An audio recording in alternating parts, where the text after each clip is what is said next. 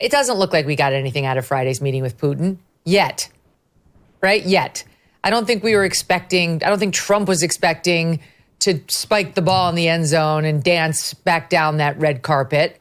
But he's trying to get a dialogue going on stopping this war, on ending this war, something that's been completely stalled and going nowhere.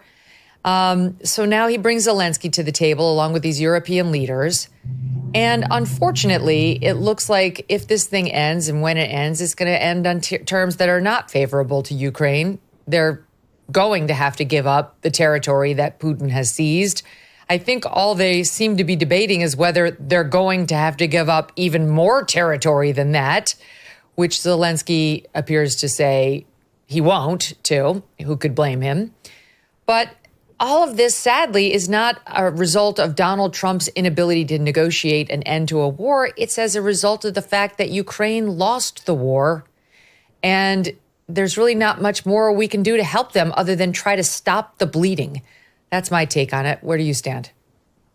Well, first of all, I think any right-thinking person should want this to succeed. But apparently there are a lot of people who don't, because the coverage of Friday's meeting focused unduly on Trump's reception of Putin, as though to meet another nuclear-powered world leader is something that you should do and insult the person. I mean, he shook his hand, he waved to him, he did all sorts of things that showed he was, receptive to his office, and he was punished for it. He's being punished for it, hourly. I think there's a huge faction of people that don't want to see this war to end. They don't want to see the expenditures to end. They wouldn't. They don't seem to mind the 15,000 people a week who are dying and so on.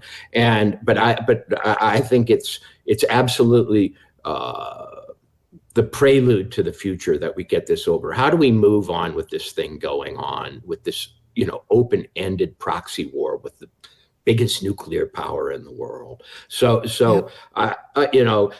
far as the European leaders showing up, I remember the Gilligan's Island song. They'd say, the skipper and Marianne and the rest, they all came in as a chorus. They just jumped on, they jumped on planes, right. And they ran, and they're forming a group shot, like a high school class in the background.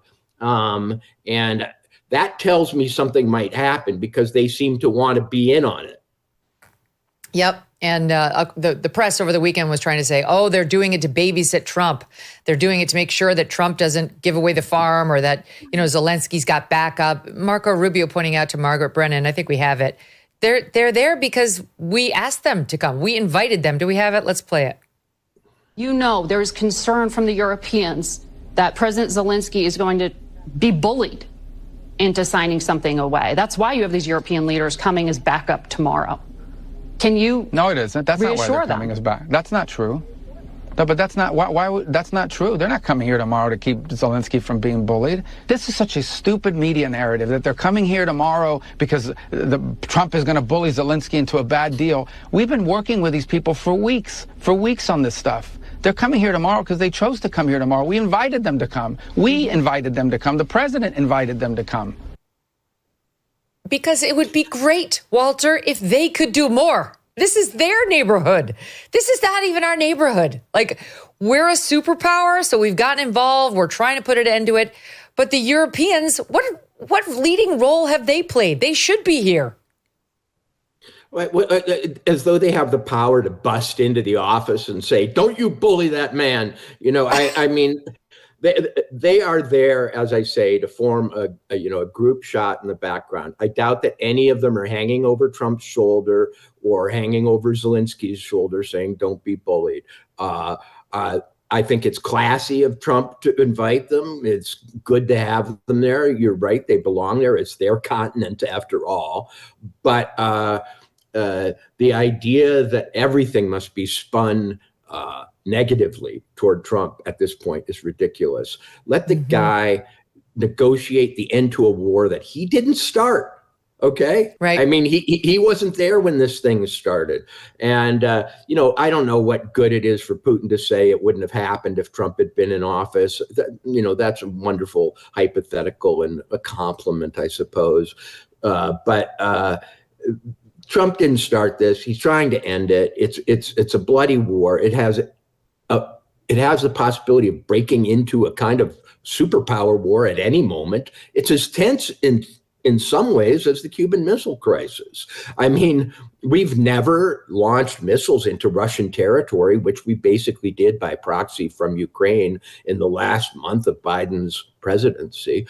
That could have gone south in ways that only Hollywood has ever depicted. It's a good point. And now Trump is trying to have a good relationship with Putin, another nuclear power, and giving away minor things in order to help that. Like there's a red carpet out on the tarmac, like the president does the sort of glad handing, mild clap as Putin's coming toward him, which is a friendly gesture.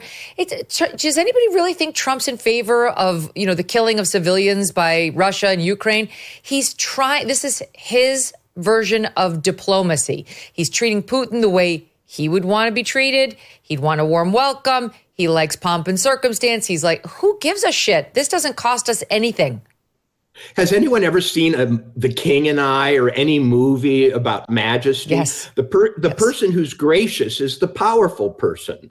Trump's taller. He has the bigger plane. He made Putin walk between freaking stealth fighter jets. He flew a B-2 over his head. What is he, what's he supposed to do? Follow him with a crocodile or something? I mean, right. They want a meeting in Wayne's World basement in order to put Putin where he belongs, as opposed to giving him any sort of celebratory welcome. It's like, this stuff costs us nothing. On the world stage, we've elevated him. Oh, come on.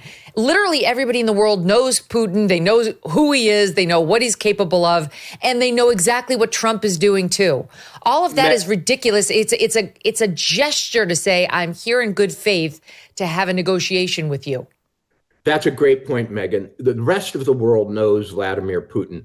The rest of the world has not been propagandized for 10 years to believe that there should be no talking to this man, that he secretly controls Trump from behind the scenes. I mean, does anybody really believe that after seeing them together? I sure as didn't. After I saw 10 seconds of the footage between the two of them, I felt like Trump was going to hand Putin his briefcase and ask him to carry it, or his golf bag. I felt he was being, if anything, a little too dominant. I was like, you don't need to fly the bomber over his damn head. The B-2s are big. I thought it was actually kind of awesome. It was a badass move. It was a flex. Yeah. It was like the ultimate flex to fly those things overhead. And Putin seemed a little jarred, like, whoa, what's that? Because of course, if you're Vladimir Putin, you have to be worried, like, they're about to take me out. That's got to be a daily fear on his part. And certainly the odds of you being taken out while you're standing next to Donald Trump, the sitting U.S. president, are slim. But there had to be at least a moment of, oh, shit, what's happening? So that's good. It was Trump's way of making him feel a little unsteady while he, peppered the field with these meaningless niceties that also sent another message. I can be nice or I can be nice, not nice. That's quintessential Trump. And he made him come to us. He made him come to Alaska. It's right. Not like the beauteous, sophisticated spot of the world to have to come to Alaska, to our most, our chilliest and frozen frontier outpost. It's right at home for Putin. Exactly. I mean, every single law of hospitality suggests that when people come to you and are willing to have B-2 bombers flown over their heads and walk between rows of your fighter planes, you can at least shake their damn hand. Yeah, that's exactly right. I mean, then the media was like, oh, but it's Alaska and Russia used to own Alaska, so this is a win for Putin. It's like, you've got to be fucking kidding me. It's the United States. Alaska is part of the United States of America. It is a win that he came to us. This is Look, Trump is not doing diplomacy the way we always were told it needed to be done. We would have been told, yes, that it had to be like you couldn't shake his hand. You had to have a scowl on your face. And also, the old way would have been the two world leaders would not even meet until there was a deal on the table. Like Marco Rubio and Sergei Lavrov would have already negotiated an end to this thing before the two principals would have shown their face. Trump just doesn't do things like that. He is a deal maker himself. He thinks, I can get this done. The more time I spend with this guy, the more I've advanced the ball toward ending it. And no one can understand that. They look at his behavior through their own old prisms without recognizing it's a new day. This is a new guy. All those old rules are out the window. He's doing it his way. The last time Putin was on U.S. soil was in 2015. He visited the United Nations in New York, and he met with Obama. There was none of this analysis then of every single facial feature and handshake and so on. The right of a U.S. president to talk to a Russian leader, it was not questioned. And between the people who didn't want this to happen at all and the people who wanted it to fail, I really question whether or not, especially on the Democratic and sort of liberal side, peace is still a value at all. They give it lip service, but this is what it looks like. Enemies meeting. Okay. They have enemies must meet for there to be peace. If you can't stand that part, then you can't stand the rest. So what do we think the effect of the sparring between President Donald Trump and the Fed is going to be? Can the Fed take the right action at the right time? Do we trust in that? Or are we going to be looking at a potential economic slowdown as they slow roll any of their moves as they worry about his tariffs? And what exactly does all of this mean for your savings?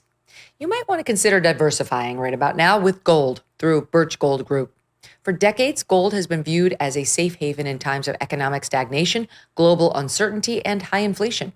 And Birch Gold makes it incredibly easy for you to diversify some of your savings into gold. If you have an IRA or old 401k, you can convert that into a tax-sheltered IRA in physical gold, or just buy some gold to keep it in your safe. First, get educated. Birch Gold will send you a free info kit on gold. Just text MK to the number 989898. Again, text MK to 989898, and you'll start the process of just getting the 411 on what it means to own gold. Consider diversifying a portion of your savings into gold. So if the Fed cannot stay ahead of the curve for the country, at least you can stay ahead of the curve for yourself. Thanks so much for watching. If you like what you just saw, hit the subscribe button for more clips and full episodes.